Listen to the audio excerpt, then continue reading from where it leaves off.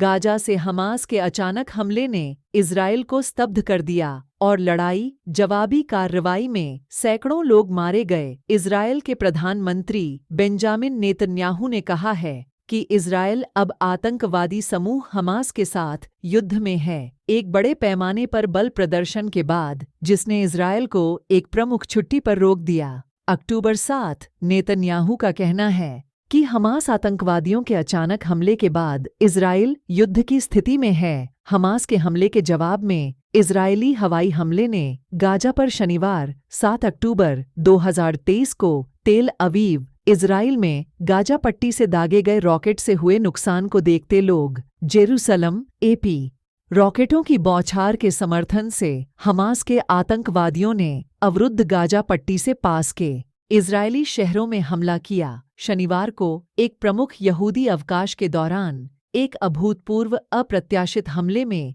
दर्जनों लोगों की हत्या कर दी और अन्य का अपहरण कर लिया।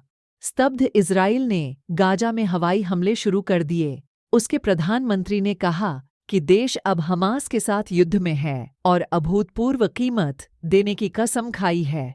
चौंका देने वाले हमले में हमास के बंदूकधारी गाजा पट्टी के बाहर 22 स्थानों पर घुस गए, जिनमें गाजा सीमा से 15 मील 24 किलोमीटर दूर के कस्बे और अन्य समुदाय भी शामिल थे।